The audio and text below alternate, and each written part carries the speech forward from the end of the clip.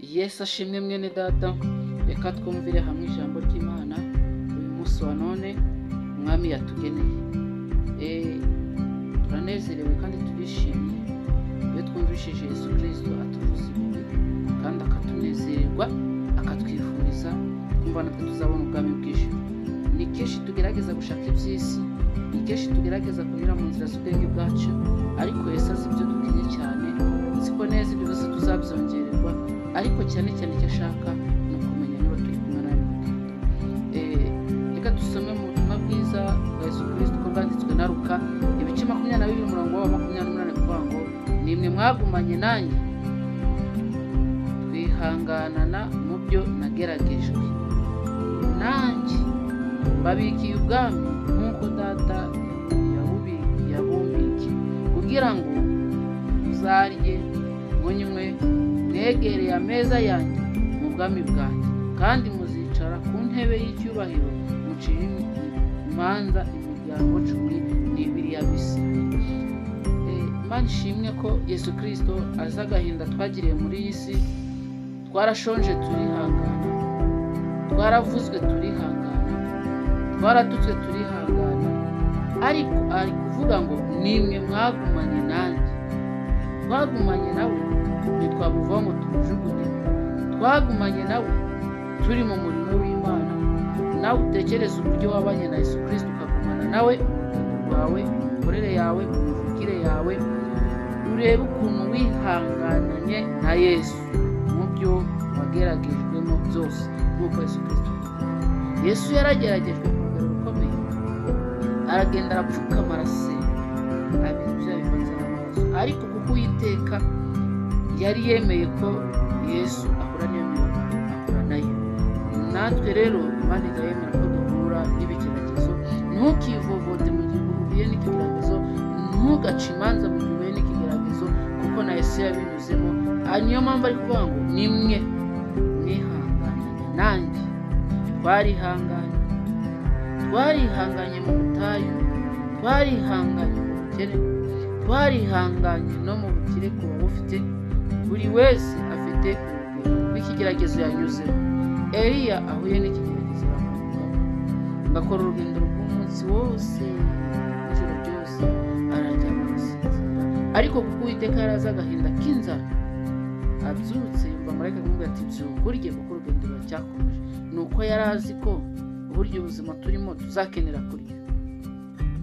Ese ujya wihangana iyo uhuye n'ibigeragezo? Abantu benshi bajya bananirwa kwihangana,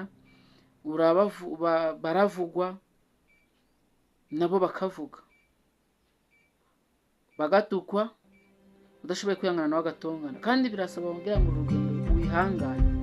Yesu aravuze nimwe mwagumanye nanjye. Niba twaragumanye nawe, azi agahinda dufite, azi akababaro dufite, niyo mpamvu azatugororera akaduhemba, akaduha ubwami bw'ijuru, kuko turi abanyabugingo. Umunyabugingo iteka arageragezwa, kuko utinya kugeragezwa kandi uri umunyabugingo. Ngo nanjye mbabikiye ubwami nk'uko data yabumbikiye. Ni ukuvuga ngo Yesu Kristo atubikiye ubwami, tuzicara nawe iburyo. Ubwo abazi kuririmba bazaririmba, abazi kuramya bazaramya, abazi guhimbaza bazahimbaza. Buri muntu wese nagera mu ijuru, umurimo ashoboye yakoraga azawukora, kandi azaba ari byiza, bizaba biryoshye. Ese nawe koko, nawe uri mu bagumanye na Yesu, nawe uzicarana nawe uzabona ubwami bw'Imana? Mu kugira ngo muzarye.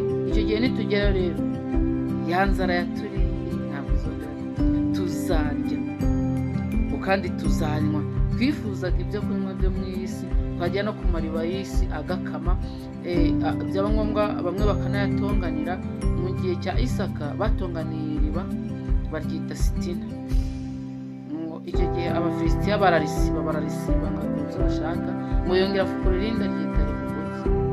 Ni ukuvuga ngo ugerageza gushaka akazi, ariko ugahura na Satani akakwitambika, akazi kagahagarara. Niba ari ubucuruzi bugahagarara, niba ari bizinesi igahagarara, ugashaka icyo wakora bikakuyobera. Ariko nitugera mu ijuru, kuko nta bizinesi zizabayo, ntawe uzamwera gushaka iriba ngo unywe amazi kugira ngo ushire inyota, ngo ubure amazi. Oya, ahubwo nitugera mu ijuru tuzabihasanga. Niyo numvise bagira ngo wihangane, wowe uri kugeragezwa. Hari amazi Yesu Kristo yatubikiye, hari umutsima Yesu Kristo yatubikiye. Ihangane rero, ni amazi meza. Tuzicarana nawe ku meza ye y'ubwami bwe bw'ijuru. Reba uburyo tuzaba tumeze, bizaba ari byiza ubwo tuzaba twicaranye na Yesu Kristo ku meza. Hari ameza muri iyi si tuticaraho cyangwa tutageraho bitewe n'uko tuba tutatumiwe muri ibyo bintu, cyangwa se ari mu miryango tutatumiwemo. Buri muntu wese afite umuryango, ariko hari imiryango igitumira n'inshuti, ugasanga rero n'inshuti y'umuryango ariko ntibatumiwe, ntabwo wakicara kuri ayo meza. Niyo mpamvu nkwinginga mwene data, kugira ngo uyu munsi wa none wumve ko Yesu uzicarana nawe mu bwami bwo mu ijuru ku ntebe ye. Ngo kandi nitumara kwicarana nawe ku ntebe y'icyubahiro, tuzacira imanza imiryango 12 y'Abisiraheli. Haleluya! Tuzahabwa ubutware tutaboneye mu isi. Twashakishije icyubahiro ntitwakibona, ariko nitugera mu ijuru tuzakibona mu izina rya Yesu. Mwakire neza ijambo ry'Imana. Amen.